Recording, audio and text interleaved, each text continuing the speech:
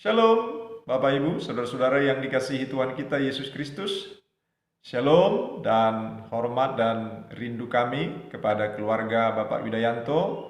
Demikian dengan kepada keluarga Bapak Bakara dan keluarga Mas Wisnu. Kendati kita berada di tempat yang berbeda-beda, tapi kita dalam satu hati yang sama, yaitu bersyukur kepada Tuhan dan bersandar kepada Tuhan dan bersama-sama berdoa, beribadah kepada Tuhan dari kediaman kita masing-masing.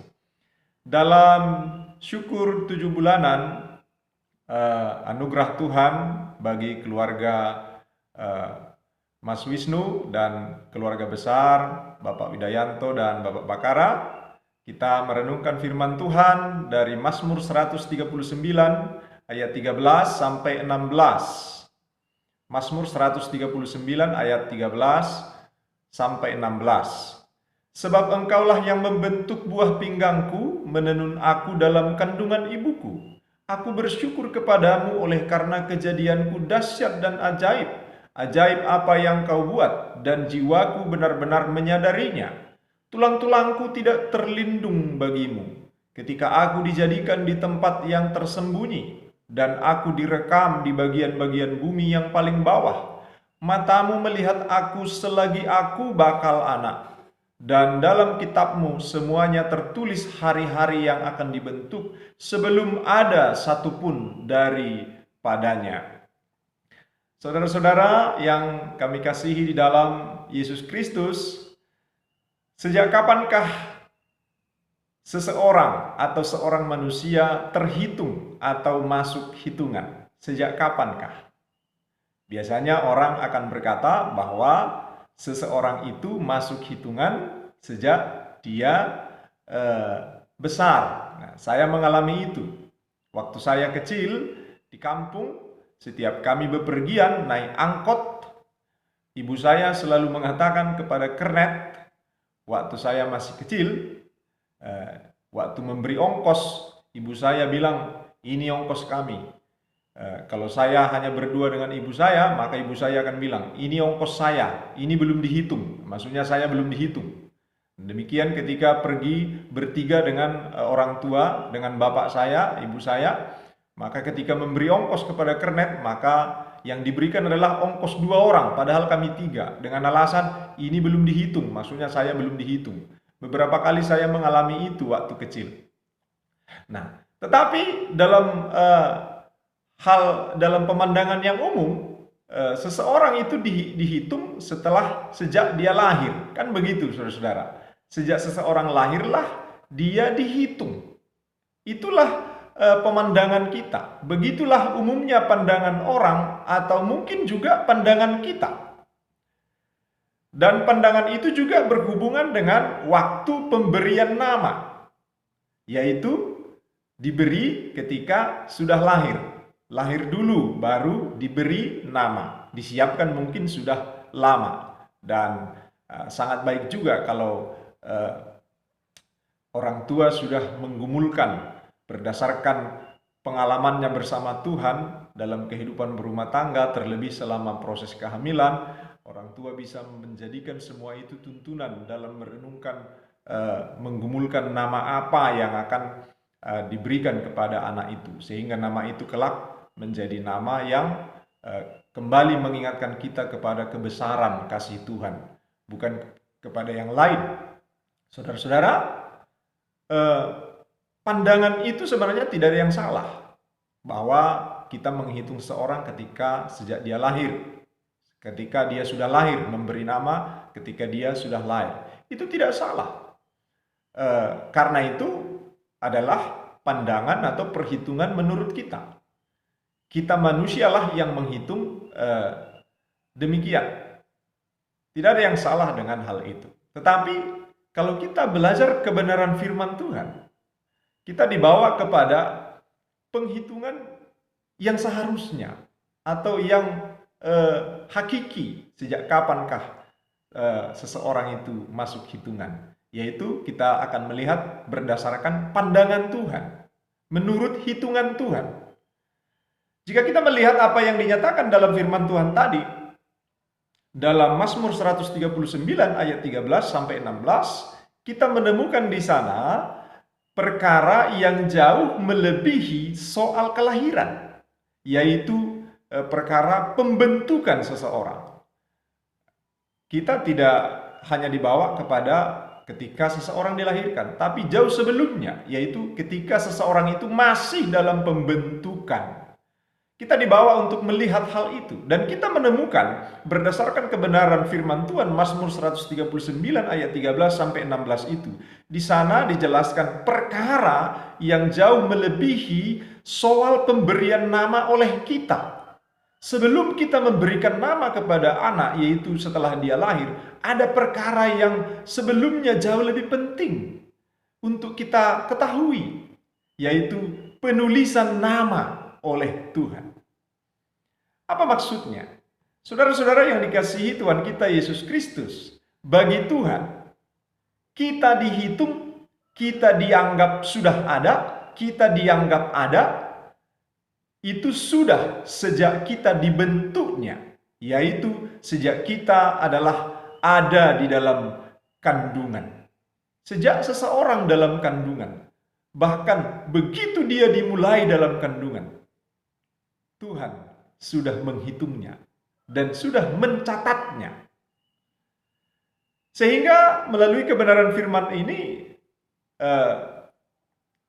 ketika kita bisa melihat, ketika kita baru menganggap seseorang itu sudah dihitung keberadaannya adalah setelah dia dilahirkan, kita bisa melihat ternyata Tuhan sudah menghitungnya, menganggapnya ada sejak dia dibentuk. Kalau kita mencatatkan seorang anak sebagai bagian dari keluarga kita kan setelah dia lahir.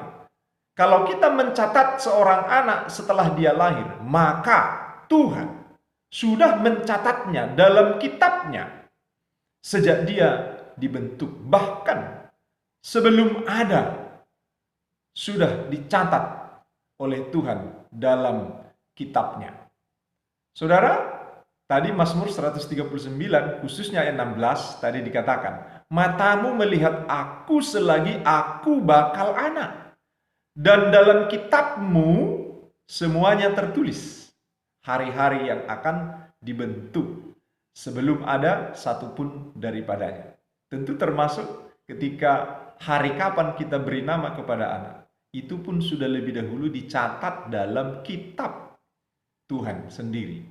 Siapa nama yang akan kita beri, itu pun dicatat, sudah lebih dahulu dicatat dalam kitab Tuhan sendiri. Saudara-saudara, ini sungguh hikmat Tuhan yang dahsyat, yang luar biasa, yang mungkin kita tidak mudah memahaminya.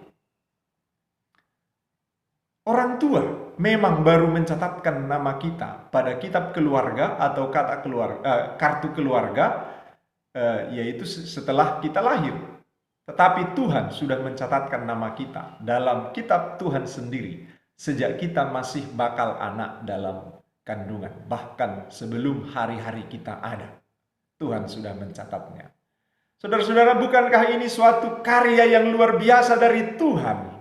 Bukankah ketika seseorang dibentuk oleh Tuhan dalam kandungan, itu adalah suatu yang luar biasa, yang atasnya kita sungguh patut bersyukur, memuji, mengagungkan Tuhan.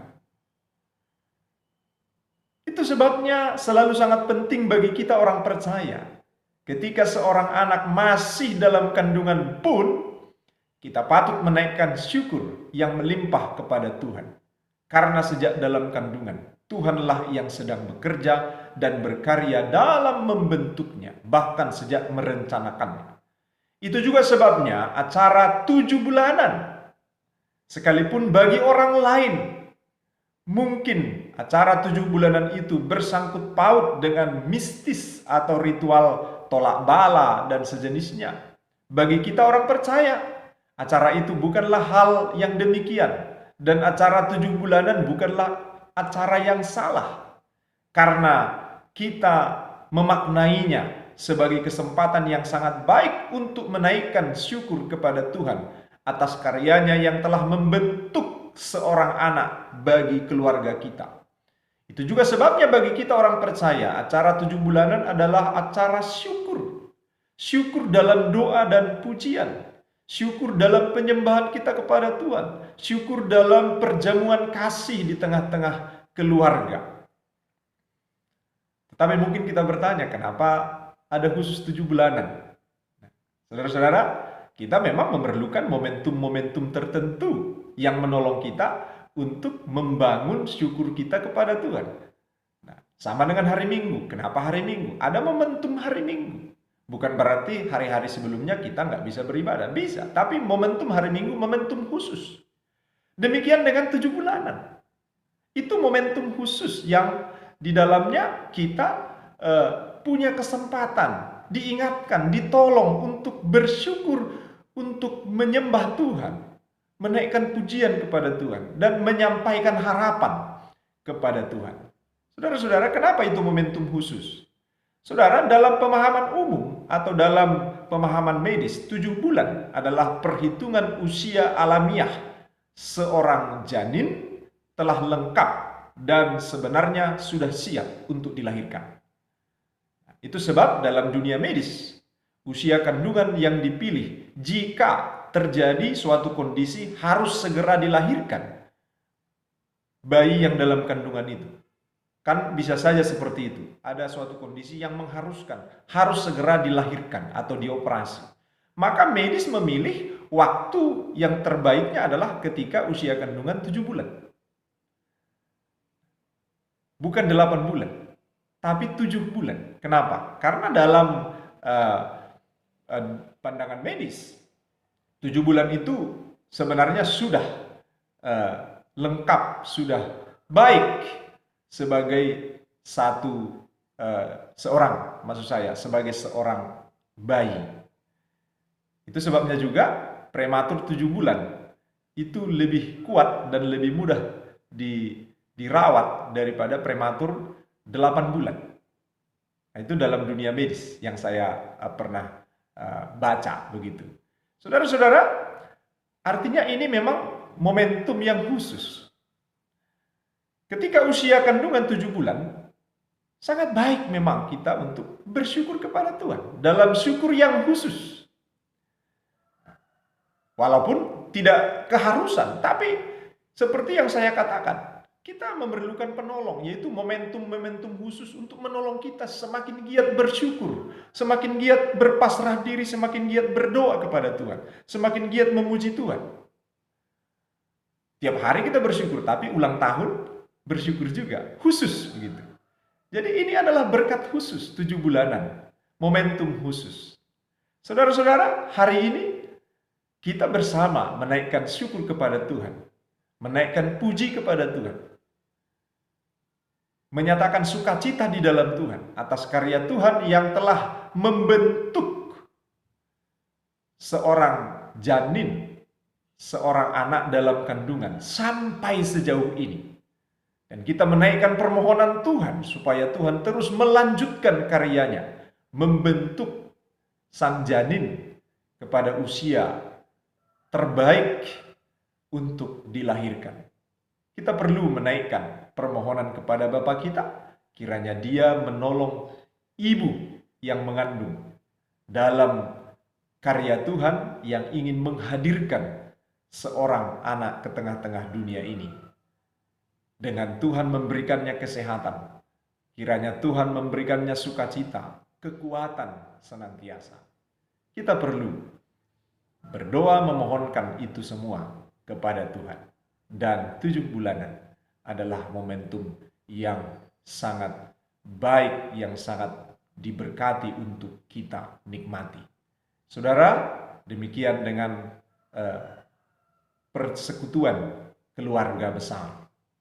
Momentum 7 bulanan adalah momentum yang mendatangkan berkat khusus, di mana keluarga besar boleh bersekutu.